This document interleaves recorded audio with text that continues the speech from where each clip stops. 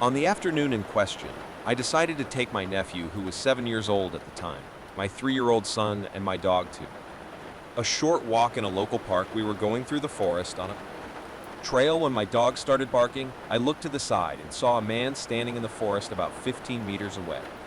From a distance facing us, I couldn't see his face because he was wearing a fur-lined hood. With the distance and the shadows of the trees in his hood looked like there was a black hole where his face should be.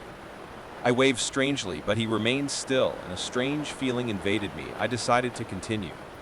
Moving forward and getting back to the car, I felt like we were being watched, so we looked back for a few minutes later, and the man was still standing in the woods. I knew he had moved because he was still about 15 meters away.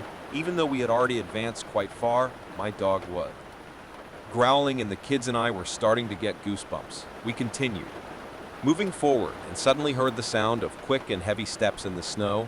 I looked back, and this time I saw the guy running towards us, but he stopped as soon as he saw me and just looked back from afar, now closer to them.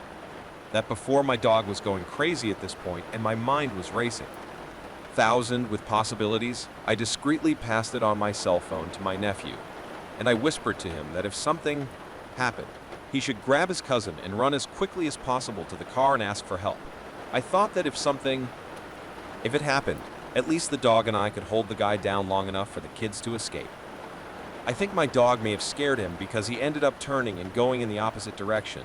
I never told him, really, to anyone, because I didn't want to seem dramatic, but it was very scary, as anyone who has ever been followed can relate.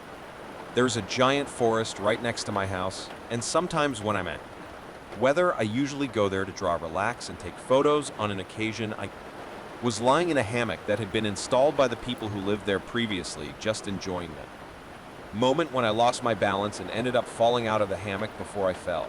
Unfortunately, I saw a knife stuck in the ground. Pointing upwards, the knife didn't hit me, but it ended up getting stuck in my shirt. At that moment, I realized how lucky I was. Next to the knife, there was a wooden cross about 2 meters by 2 meters. After this terrifying incident, I decided not to return to it. Forest, fearing for my own safety and the complete shiver caused by some people. There is a huge forest right next to my family's house, and there are times when I want to explore everything there. I've spent countless hours covering every inch, catching every fish of the region, hunting all animals within the law, avoiding others, but that's when I say I've never had an experience like this. Remember, this was my territory where I felt comfortable in any weather at any time with any equipment or event. Without him for 2 hunting seasons, I arrived at the farm around 4:30 in the morning in November with fur.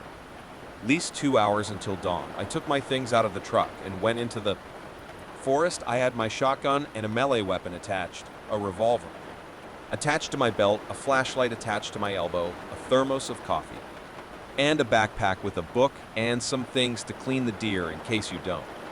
If I was lucky, I walked along the trail and entered the forest. The hunting tower I was heading towards was less than a mile away, but it was necessary to cross a dense area of trees and secondary growth and descend a hill, steep to cross some flooded sections, and then make a steep climb on another ridge. I always hate them. Walk, but it's a good hunting spot, so I go there often. I reached the bottom of the hill, stepping on the mud, and I started to climb with the flashlight attached to my chest. I needed to turn my body to illuminate the trees and recognize them. This path, of course, always gives the forest a horror movie atmosphere. Even on the best days, the leaves and the undergrowth were very dry, so every step I took produced a clear sound no matter what. As quiet as I tried to be this time, but I noticed that there was more noise than usual.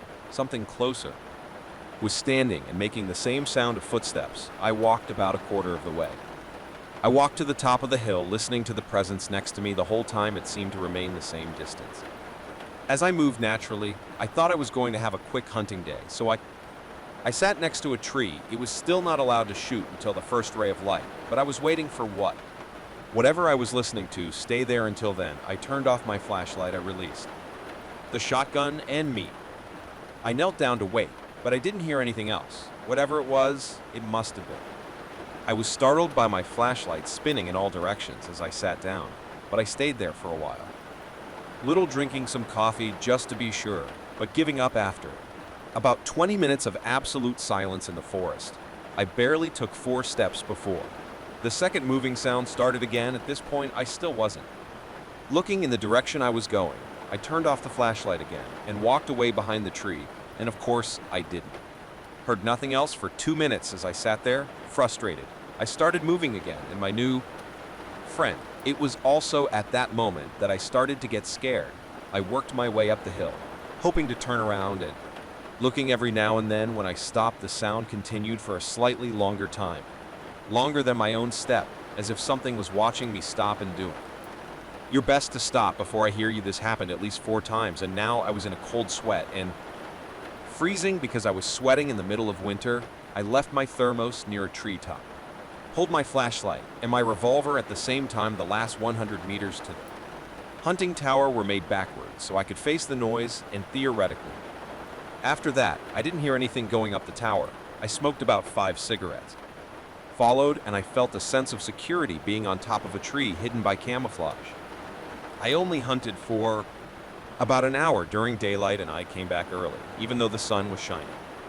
Strong, I didn't move slowly towards the truck. I didn't tell my family because they wouldn't believe me, but it was really scary. The sound and the way they happened seemed very human, which was probably true since poachers and invaders occasionally roam our property. Since when I go hunting, I let people know where they are going and why. How long? Because you never know what can happen when you're in the woods. Here are some stories that happened to me in a famous national park, and they are all true. First story starts with me taking a trail in the mountainous forest alone. To give context, I was around 22 and started camping and hiking quite often. When I went hiking, I looked for the most remote places possible. Being a woman of short stature, about 1 meter and 60, I admit that I took some very reckless decisions, like wearing headphones while wandering alone through the terrain, but I had a lot of fun, and since then, I've learned to take better care of myself. In nature, one day I got in my car and went to this Como forest. I usually do, and I chose a place to park where there were no cars, tourists, or people of any kind. I grabbed my backpack and my headphones and excitedly got out of the car. Exploring and climbing the rocks in the distance was feeling good until in less time. A kilometer away, he saw a huge bullet in the ground. My father is a police officer and has served in the National Guard. Later said that from the description I gave of the size, it was a large firearm, and it didn't make sense for someone to be walking through the forest with that weapon. Something about that bothers me. Made me uncomfortable, and I didn't know if I should take it to the park ranger or what to make me feel weird taking the bullet with me, so I ended up clumsily burying it and moving on for some reason. Made me extremely nervous. I felt tense and upset, and I wasn't. Not at all relaxed as I used to be on my walks a few steps ahead. Heard the strangest noise of my life. It was a buzzing sound.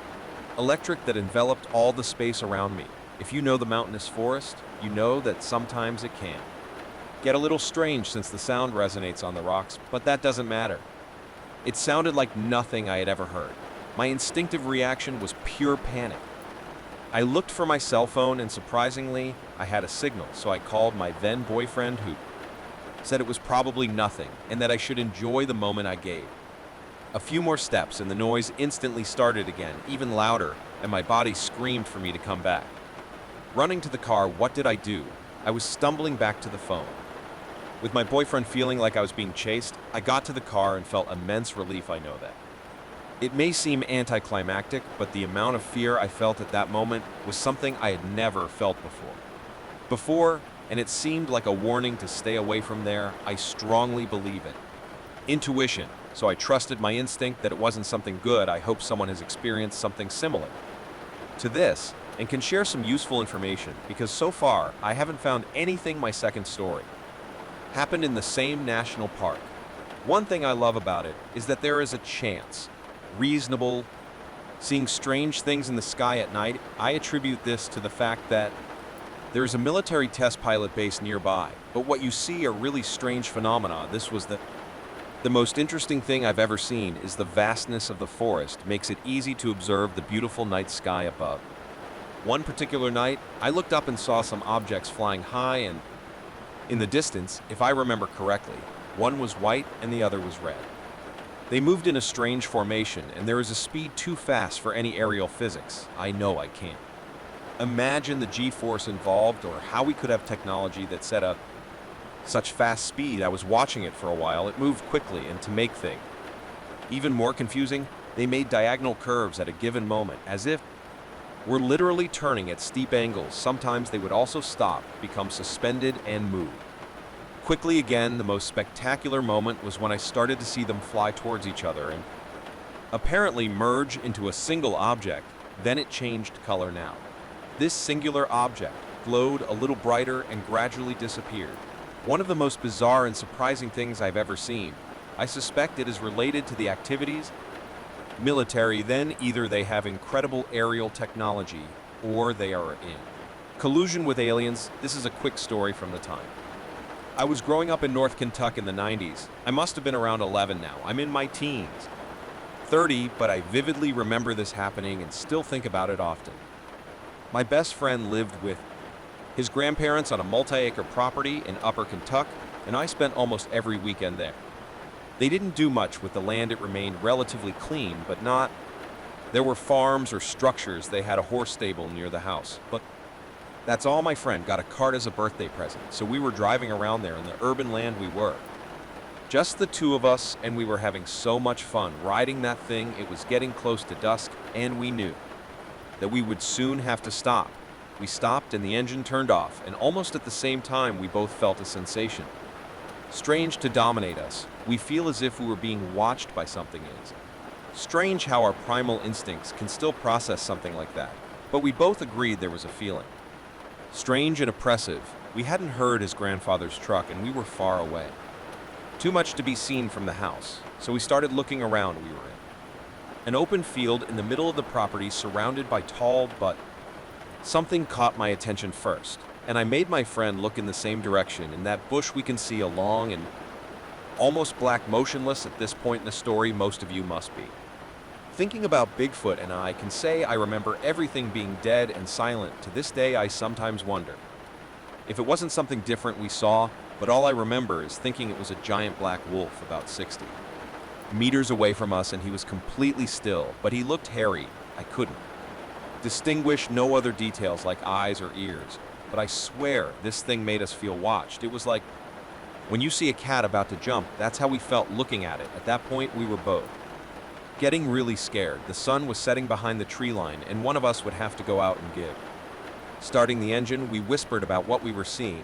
I honestly forgot who of us jumped up and started the cart, but when we looked back at the black shape, it was gone. The cart hadn't lights, so we drove as fast as we could back to his grandparents' house and told him what we saw. His grandparents, they said we probably saw a coyote or maybe a wolf, but the shape was long and low, and a coyote didn't fit in my head with what I saw, not to mention that I was completely black and hairy. Every few years I think about that story, and I read that there are no more wolves. I think I was convinced that they were coyotes. My father and I went hunting a year later.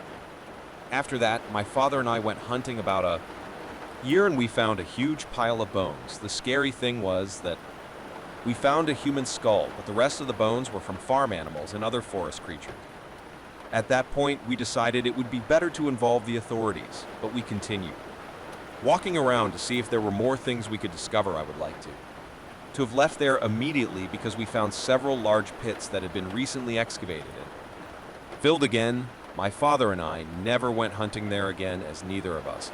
I couldn't bear it, and we never tried to find out what the authorities discovered. I get chills just thinking about it, and I don't. I want to know. I'm a survival instructor in nature and contracted for safety in the forests. A few days ago, a student of mine and a good friend with whom I had gone to the woods before told me that his father had recently acquired 160 acres of land in an isolated mountainous region of my state. Large expanse of forest that had not yet been explored, since his father was only building one structure for your horses, occupying approximately 100 meters of the property. Horses were loose and free to roam. At the time, he told me that his father made an incredible deal with them. Purchasing the property, my friend is now a father of 3 children, and I knew he didn't have many opportunities to leave to nature, so I agreed to go with him, as it seemed like fun, and I imagine he needs a getaway from time to time.